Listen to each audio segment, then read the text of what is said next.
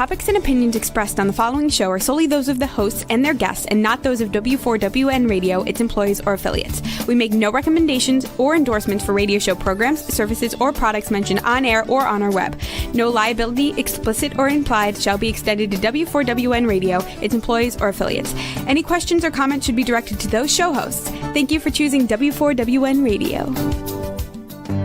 This is Beyond Confidence with your host, Divya Parekh. Do you want to live a more fulfilling life? Do you want to live your legacy and achieve your personal, professional, and financial goals? Well, coming up on Divya Parekh's Beyond Confidence, you will hear real stories of leaders, entrepreneurs, and achievers who have stepped into discomfort, shattered their status quo, and are living the life they want. You will learn how relationships are the key to achieving your aspirations and financial goals. Moving your career or business forward does not have to happen at the expense of your personal or family life, or vice versa. Learn more at www.divyaparekh.com, and you can connect with Divya at contact@divyaparekh.com. This is Beyond Confidence, and now here's your host, Divya Parekh. Good morning, listeners. And of course, it's Tuesday morning, and I love being here with you. So starting out with a kindness story, just last week when I was traveling back from New York, get up in the morning, all packed, and the first message that I see is flight delayed. I'm like, half an hour, it's not a big deal. Within 15 minutes, half an hour delayed. It just kind of kept on going, and I'm like, okay. The next day, I had to be back because I had in-person meetings. I'm thinking, okay, what are the best ways? I call up Delta, and the person was not so great. And then what I did was I decided to kind of call back again to see if I could find another representative. It was early in the morning, not sure if the person had had a rough night or whatever. So now the second person that I called was phenomenal. And then she gave me so many different options that it was mind-blowing. She said that, okay, if you really have to get back today, so it looks like the flight is when it is. I cannot predict. I cannot tell you a whole lot more. Either I can get you a later flight or I can fly you out from LaGuardia at the time that your current flight was. And it's just this tiny little thing for her. But for me, it was a huge thing. So remember, when we are talking about keeping that kindness circle going, if you just think about the other person, you can change their lives. I mean, that day she did everything. She changed it out for me, and my day went so beautifully. So here I was thinking how I was going to get back on time. She had taken care of my issue. So remember, sometimes you are just doing your job and thinking about the person a tad bit more can really make the day a good one. So thank you for each and every one of you who are continuing to take the kindness circle going. Remember, just 1 hour every month. And also, if you have not bought our books, get our books, either one of it, Expert to Influencer or The Entrepreneur's Garden, because they will change your lives. Expert to Influencer will help you become the authority, will help you become the influencer that creates impact. And the Entrepreneur's Garden is going to allow you to strengthen all areas of your life, regardless where you're at. And you will help us help other entrepreneurs grow their businesses. Well, let's get started. Let's bring our guest in. Welcome, Adriana. Good morning. Good morning. I know it's early for you, so thank you for joining us. Oh, it's my pleasure. So, Adriana, tell us if you recall a moment from your childhood that still stands out for you today. Oh, I love this. I was thinking about this morning, and the thing that popped into my head was the day that I ran for class president my freshman year of high school. And that might sound really silly, but in that moment, I think a lot of things happened for me that led to where I am now. And I just remember being 14, it was in the 90s. I was wearing my little, dress from Express or something, wherever we bought clothes back then. And getting up on stage in front of my whole class and giving this speech about why they should vote for me for this leadership position. And I ended up winning. And I think it was this moment where I realized really early on that leadership and communication were intricately linked, and that performance was a part of it. So I was just thinking about that little green dress and just sort of, this mini Hillary Clinton figure up on stage thinking, I'm going to lead this room of people and figuring out how to do it. Oh, that's such a adorable story. So like you mentioned that you won. And how did that year pan out for you? It was great. I mean, I had been an actor as a kid, all the way from when I was really, really young, and then I went to high school, thinking I'm going to be a Broadway star and wanting to be a Oh, performer. wow. But I was always really interested in leadership too.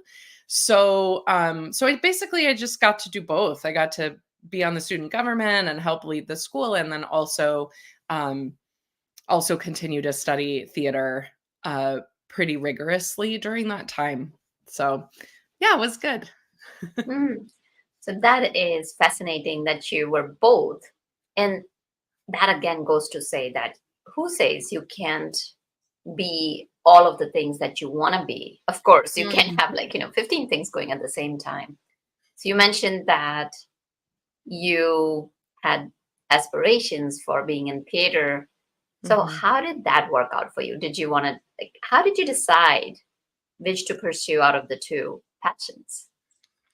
Well, I started with theater. I mean, it was really where I felt like I could express myself. And I continued in leadership all the way through. By the time I was sort of in mid high school, I realized that I really wanted to be an artistic director. And that's really the boss of a theater company. So it's the person who's the leader of the arts organization, but also gets to kind of chart the course and set the mission for the institution, but also Mhm. be a creative artist. And I started directing. So I moved from acting to directing. And that's where my background is. I studied theater directing and arts administration all through college and graduate school. I have an MFA in theater directing from Columbia University. And that was my career for a long time. And I did get hired to be an artistic director of a theater company. That's what brought me from New York to Portland, where I live now. And that was really my pathway. And I studied leadership all the way along because I think it's really interesting to be a student of leadership as well as practicing it. And I was also really interested in transitional leadership. So people, moving from founders to the next person, or, when you have one really prominent and charismatic leader and then a new person comes in, how does that transition work? Which served me well because I ended up taking over from a founder myself. Um, and then I continued to do that work for a long time and eventually decided to return to freelancing and started doing public speaking coaching.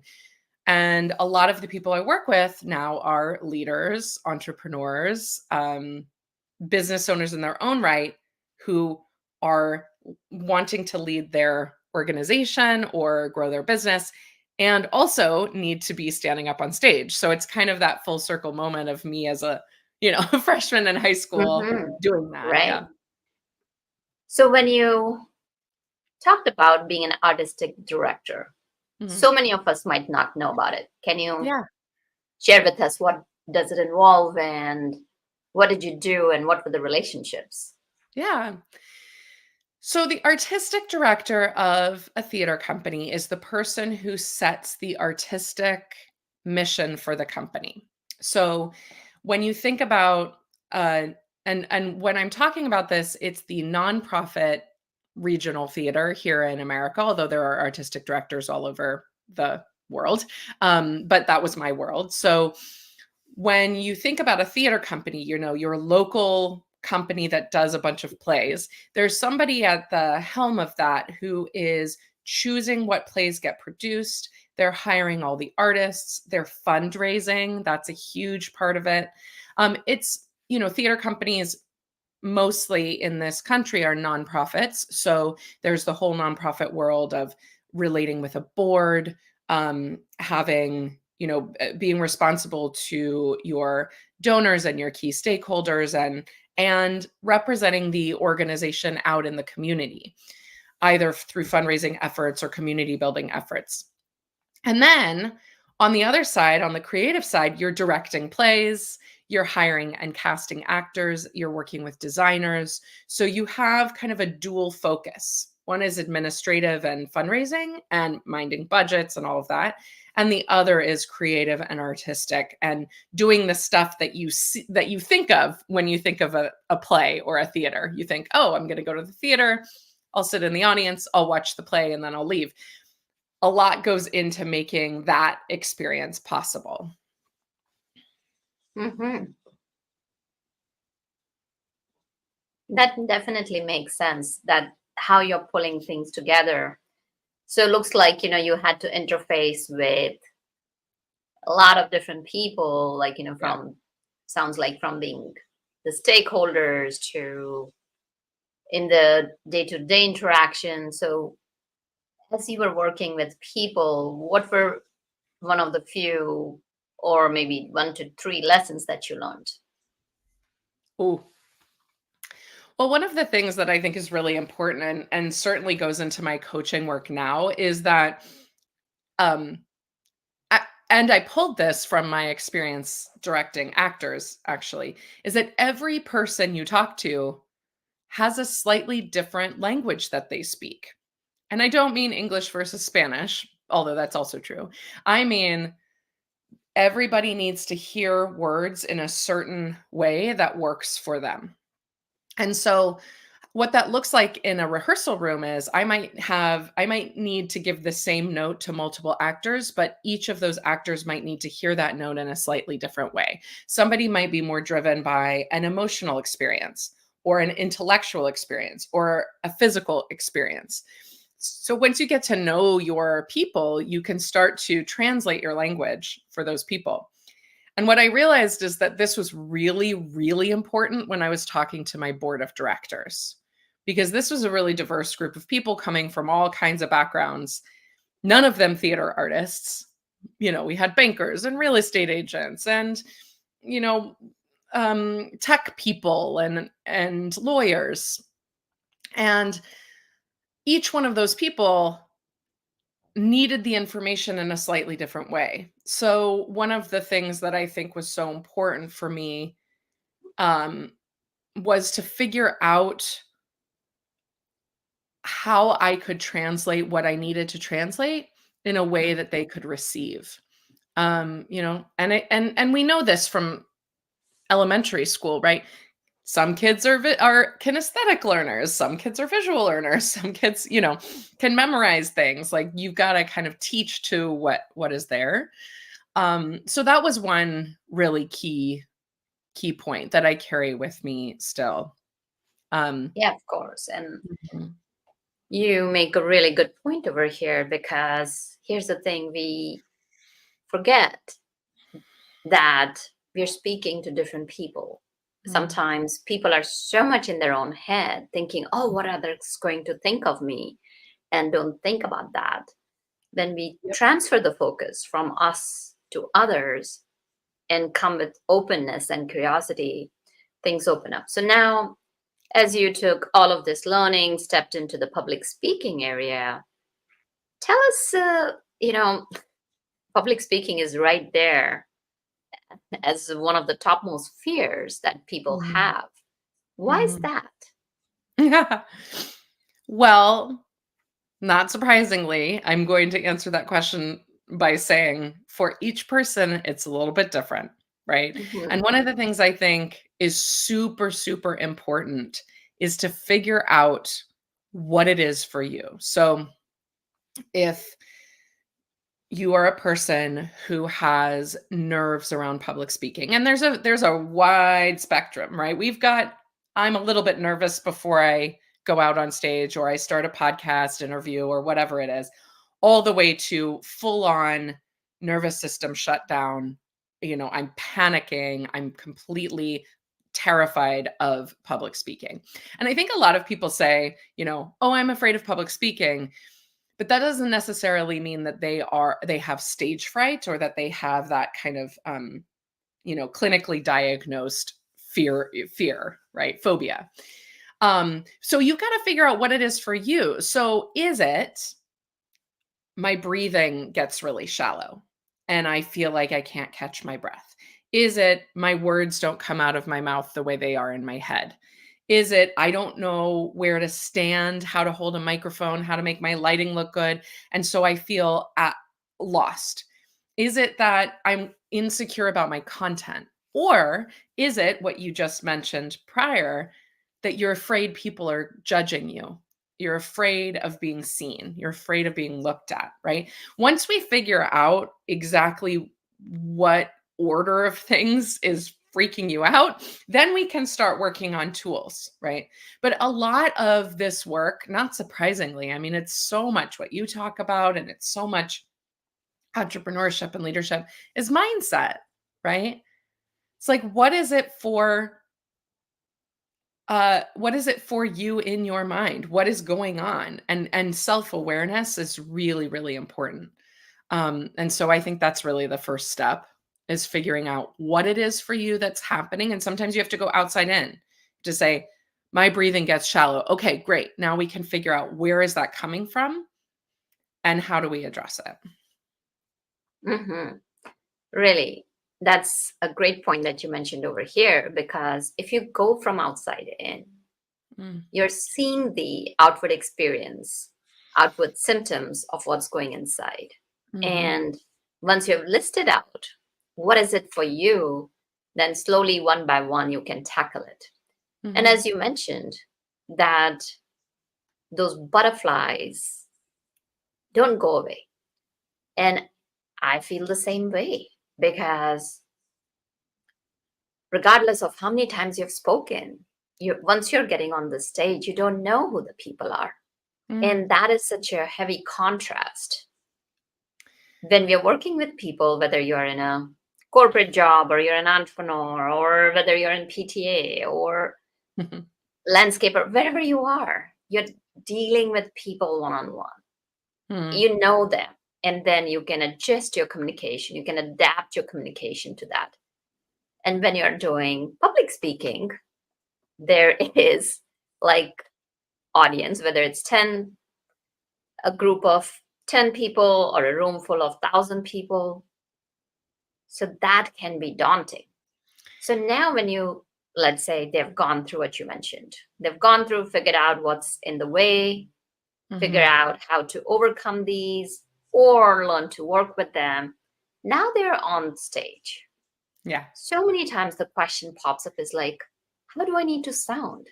right. So, for example, I might sometimes think that my voice doesn't come out right. Mm. It can be a little squeaky at times, or my words are not popping out right. So, Mm, we all know what are the things that stand in our way. So, with mm, that, what is one general thing that we could tell our audience that yeah. could get them started? Well, I want to address two things, that and something you just said. So, I think that one of the tips I would love, or the ideas I would love to leave you all with today, is actually that I think the most important question that any of us can ask before we do any speaking, whether that's on a podcast or on a stage or one-on-one, is, who am I speaking to? And sometimes we think, yes, there's 1,000 people out there. We can't answer this question. We don't know. But actually, I think you've got to decide. You need to decide. Each one of us needs to decide or find out Who is it exactly that I'm speaking to? And you can't speak to 1,000 people, right? Like that's too Mhm. many people. You can't address everybody in a room of 1,000. You can't address everybody in a room of 50, right? That's too many people. So what I work with my clients on, and this comes straight from the theater world, is to figure out the very most specific answer to the question, who am I speaking to? And sometimes that means that you're making it up. You're making up a character. You're like, there's 1,000 people out here. I'm at this type of talk. I can get general information from the conference organizer or whoever. You have a general idea of who's out there.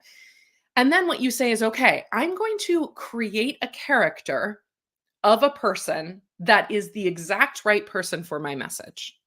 And you deliver your speech or your message to that specific character. Now, sometimes you're lucky and you actually know somebody who's there and you say, great, Divya's there. I'm going to give my talk directly to her. She is my target audience. Now, the thing that does is it eliminates that feeling that like, oh, it's a wash, it's a wall, it's a tsunami of crazy, scary, bad, judgy people coming at me. And it turns them into, to use a theater term, your scene partner. It turns it into your communication partner in that moment. It also helps you specify your language because you can't speak generally to everybody and have everybody receive your information. The more specific we get with our language, the better our message lands. Even if the character we're talking to is not the person who receives the information. And I can give you an example. It's pretty simple. So say you're somebody who is giving a talk about your skincare business, and your skincare product is really targeted toward women in their 20s. But your audience is like mixed, right? It's all kinds of people. It's maybe, I don't know, a TED Talk or a community engagement opportunity, something. You can still decide that your audience is a 25-year-old woman who looks exactly like your target client. The 90% of people in that room who are not that person are still going to be able to clearly see and hear your message because you're so clear about who you're talking to. And I'm 41, so I'm not your target audience, but I might say like, oh, my younger cousin, this sounds like the perfect thing for her, or my sister, or my mom, or nobody. But the next time I think about you, I know exactly what you are and who you're talking to. Right. So that specificity of who your audience is a major hack for dealing with all of the levels, right? Your content, your messaging, but also that nervousness, that who's out there. It feels really amorphous. And then you asked a really great question about what about when I go out and my voice sounds funny or I don't, all this kind of technical stuff. The main thing that I work with people on to deal with that is like pure skills building. And one key thing that I think most people forget to do or don't even know that they should do is vocal and physical and breath warm-ups before they go out to speak.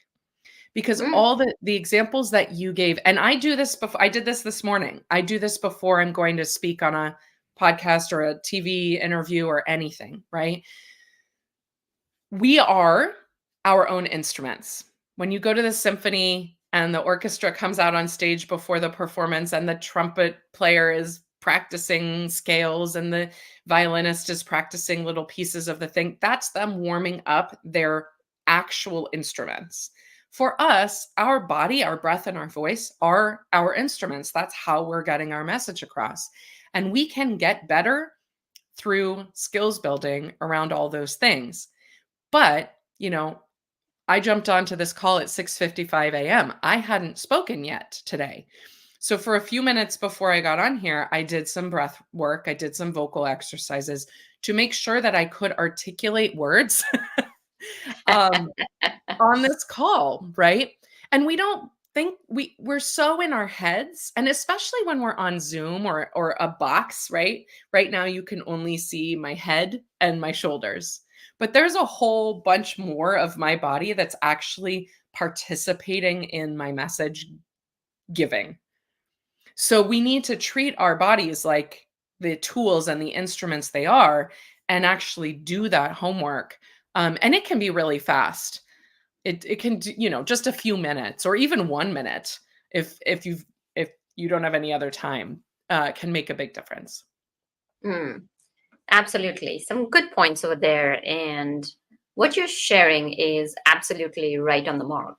That if you, I always share with my clients as well, that if you are an entrepreneur, you have your ideal client avatar. So similarly, if you're doing public speaking, think about, as you mentioned, who is your ideal avatar in that, in the sense that why are they there? For the Yeah. conference, for the event, what might they be looking for? Mhm. What is it, the outcome that they want? And then focusing on one person, as you mentioned. And then what happens is, as you narrow it down from the broad spectrum down to the narrowing it to one person, definitely people will connect with little pieces of your talks. It may not resonate entirely, but they will connect and they'll be able to relate to it. Now, Mhm. coming to the vocal exercises that you Mm. mentioned, can you share a couple that people can do quickly right Yeah. before their meeting? Or because so many times when people are in meetings and they're scared to speak up. Mhm. Yes. So I will share a few, and then I also have a ton of free videos of each of these things. So if Mm, you're listening on the podcast, and you're not watching us, you may need the visual help on some of these. So you can go to my website, and there's free tools and a link to my Instagram page where I post a lot of video tutorials about how to do this stuff. So prefacing that. But so one of let's my just try a couple. yeah, And yeah, yeah. then, So one of especially my if it's visual, because so this way, people are not figuring it out while listening to yeah. it. Yeah, yeah. Okay. So the first is the most simple, and this is a breathing exercise that you've probably heard of. It's called square breathing or box breathing. Oh, yeah. And the reason I love this as a warm up, there's three reasons. One is it has the added benefit of down regulating your nervous system. So if you're somebody who's nervous or feeling any kind of anxiousness, this is a great tool to let your body and subconscious know that you are safe and calm. The second thing is it helps you connect with your breath. And of course, the voice does not exist without the breath. So we first always have to start with breathing. And the third thing is, you just mentioned being in a meeting and speaking up. This is something you can do at any time, anywhere, and no one will know that you're doing it. So it's kind of like my little secret superhero tool. And so it's really, really simple. All you do is you inhale. So the way I teach it is a count of four. So you inhale for a count of four, hold your breath for a count of four, exhale for a count of four, hold your breath for a count of four. So it's a box. So I'll just do it with you. And as you're listening, you can do it along with us. So we go inhale, 2, 3, 4, hold, 2, 3, 4, exhale, 2, 3, 4, Mhm. hold, 2, 3, 4. And that's it. And you can do that. That takes about 16 seconds or less. Yeah. You can do it 4 times. It takes 1 minute. And already you've done all of the work that I just mentioned just by breathing. I always encourage people to inhale through their nose and exhale through their mouth, because that's where our voice comes from. So it's reminding your breath, your brain, and your body to connect together, that we inhale support and we exhale it, or message it out of our mouths. So I really encourage you to practice that. Now, for me, I will say sometimes that holding breath after the exhale is really hard. So just make it work for you. Even if you just inhale and exhale in even measure, it will do that work for you. Then the second one I really, really love, and this is the one I did this morning because it's really simple and easy to do, is called horse breath. And this is where I sometimes think the video can be really helpful. But what I describe it as is it's blowing air through your lips, kind of like you're a horse or blowing bubbles underwater. So it looks like this, right?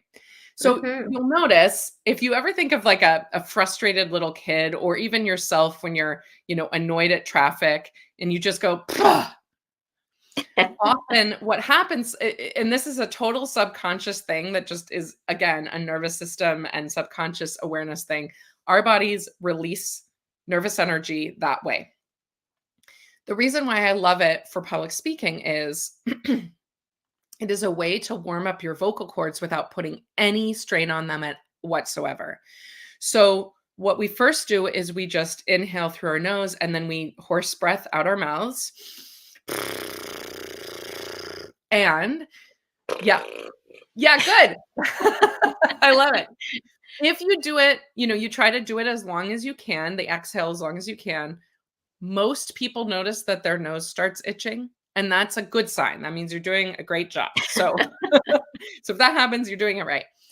Then the next thing that I'll do, so I'll just do that really easy, just, Oh, that's a simple one. yeah. And Because then, I've tried some warm-up exercises and they're so long that I end up not doing it. So these are, this is why I like this short stuff. So Mhm. the next thing you can do with horse breath is you just vocalize up and down your range, your vocal register. And again, this doesn't put any strain on your vocal cords. So if you've got a sore throat or you're just you're really tired or it's early, just and you just try to play.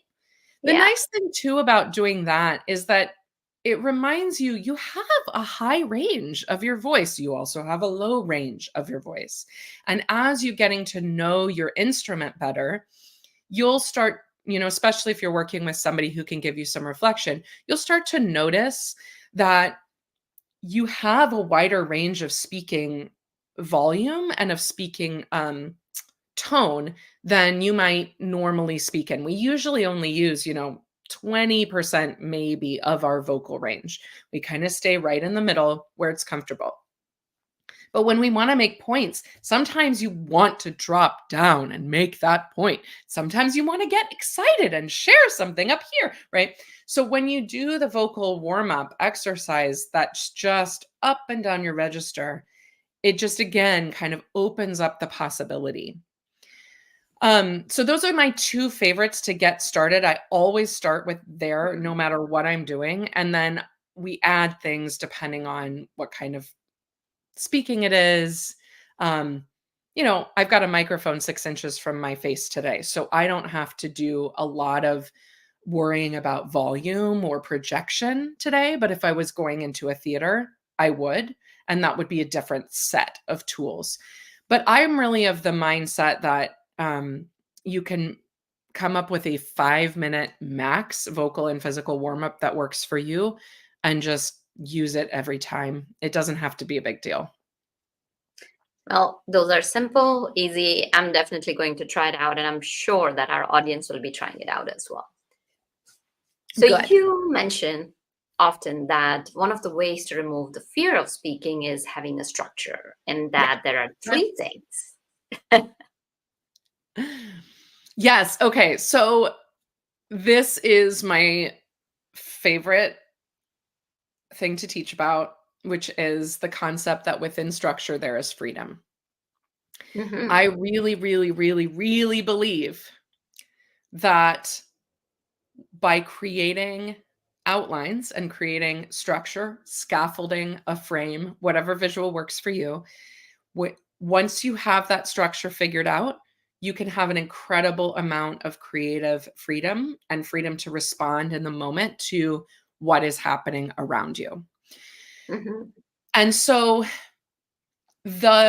what that might look like is, for example, for this is funny considering that I started as a theater director working exclusively with scripted material.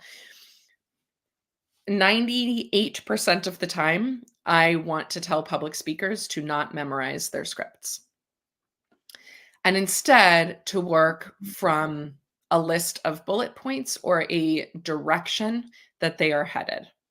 And the visual that I love to use for this is a map. So because we're in the US, I will use a map of the US, but insert your favorite country here. That if we were going to use the map as a visual metaphor for our speech or our presentation or our message, I would say, so I'm up here in the Pacific Northwest. Let's say I was going to drive to New York. Along the way, I'm going to stop in Denver, Dallas, and Chapel Hill, North Carolina, going the long way, right? So I know that I have 5 places that I am going to go. I'm starting here. I've got 3 places in the middle, and I'm ending in New York. Now, I'm going to set off, and my first destination is Denver. Well, I could drive however I want to Denver. I could go north a little bit, south a little bit. I could stop at a museum for a day, but I know that I'm heading to Denver. And so on from there. So same thing in your speeches. You know your key points. You can, if you know where you're headed, you can pretty much handle everything. You can handle them dropping a tray of coffee cups in the back corner. You can handle people laughing in a place you didn't expect, right? You can handle forgetting what point you were trying to make because you know where you're headed next. So that is really, really key. And I think a lot of people think that if they create too much structure, they're not going to be creatively interesting. But it's actually not. It's the opposite. Actors are working with scripts. That's a huge amount of structure. They're working within the confines of a stage. They're working within the confines of their character. And yet we would never say, wow, they're not creative or they're not interesting, right? So they have all these rules and structures around them that allow them to then show up as authentically them. And I know that, authentic is a big word for you, right? And we can't, I really have seen that it is almost impossible to show up authentically and show up as ourselves when we don't have a little bit of sort of scaffolding in place to help us with that. So that definitely makes sense. And because think about it, as you mentioned about if you know that you're going to Colorado, you know where you're going to take overnight halls or which hotels to book on your way, what food places. So just kind of having those destinations lets you know where you're going. And I really agree with you about not memorizing the script, because if you memorize the script, then you will sound more like robotic. Because I did that in one of my first speaking engagements. I gotta be perfect and and then what happened was after I was done speaking, somebody came and said, "Oh my God, you sounded so mechanistic. It didn't seem like it was you in it."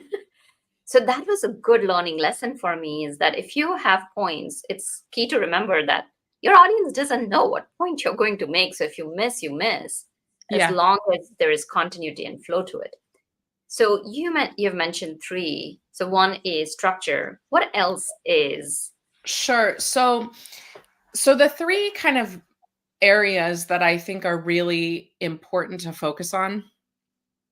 And when you kind of address all 3, I think you can kind of speak to anybody, anywhere, at any time. The first, and I think about this in kind of concentric circles coming from me at the center and out from there. So the first, and you can think of them as buckets or circles. So the first bucket is me, right? Is my voice, my body, my words, how do I hold the microphone, and where are my feet, where am I in space? So it's all of those things, the things that are like the skills building around vocal warm-ups, right? It's everything that's the closest to your body, your voice, your breath. Then the second circle, and this is where I think entrepreneurs generally are the strongest, and leaders are the strongest, and that's content. That's the actual words that you're saying. That's your message. That's your, your slides, your examples, right? That's all the words piece, your mission. And then the third, which we've talked about, is the audience. Who are you talking to? Where, and also, where are they physically in this room? Because that's a thing that people often miss, is they think about public speaking as just themselves on the stage or themselves in the front of the room. They don't think about that space in between them and the back of the room, which is where all the people are. So there's some considerations about the audience physically, about the audience energetically, and about the audience sort of emotionally and what they're giving back to you or not giving back to you. And so when each of those three areas is thought about and tended to, that's kind of the combination that gives you the public speaking success. Often people are stronger at one or two, and then what they need to do is that, as we talked about at the beginning, that self-identification piece where they figure out where am I strongest, and how do I bring those other areas up in strength as well. Absolutely. This is so much value that you have provided. So thank you for that. If people wanted to get in touch with you, what's the best way to do that? And if you want to share a gift? Yeah, so I have everything under the umbrella of Claim Center Stage. That's the name of my business. And you can find me and the organization at claimcenterstage.com. On claimcenterstage.com, if you click on free tools, there are a few free downloads. One of them is a guided grounding meditation. So for those of you who are having a hard time with nerves, like we talked about right at the beginning, that would be the one for you. It's just a 5-minute grounding meditation to use before any speaking event. And I've also got a few other freebies and tools on the website and links to a bunch of stuff there, including how to get in touch with me. Thank you for sharing that. Do you have any 1 or 2 tips that you'd like to share? Yeah, I would say one thing that I always like to leave people with is this: you can speak like a human and people will listen. So there is no need for you to come up with a public speaking personality or play the character of somebody else or pretend to be somebody you're not in order for people to lean in and listen. This is what I tell introverts who think that they can't be good at public speaking. They absolutely can be, because they're showing up as themselves. And when you show up as yourself, we love flawed people. We love real people being real in front of us. That's why we watch TV and movies and plays. So if there's one thing I want to leave people with, it's just the knowledge that that is what makes you interesting. It is what makes people lean in, and it's what makes people want to hear more of your story. Absolutely. That is beautiful. And remember, dear audience, that we're all perfectly imperfect. And it's okay to own it up, because we would not be able to evolve and become better if we were totally perfect. So just show up as yourself, and we love you. And reach out to us. Let us know, how can we support you? How can we help you achieve your goals and make your dreams a reality? So thank you, Adriana. Thank you, dear audience, for being part of our lives, because without you, the show would not be possible. And thank you, Juan, for making the show technically possible. Take care and be well. Until next time. Thank you for being part of Beyond Confidence with your host, Divya Parekh. We hope you have learned more about how to start living the life you want. Each week on Beyond Confidence, you hear stories of real people who have experienced growth by overcoming their fears and building meaningful relationships. During Beyond Confidence, Divya Parekh shares what happened to her when she stepped out of her comfort zone to work directly with people across the globe. She not only coaches people how to form heart connections, but also transform relationships to mutually beneficial partnerships as they strive to live the life they want. If you are ready to live the life you want and leverage your strengths, learn more at www.divyaparekh.com. And you can connect with Divya at contact@divyaparekh.com. We look forward to you joining us next week.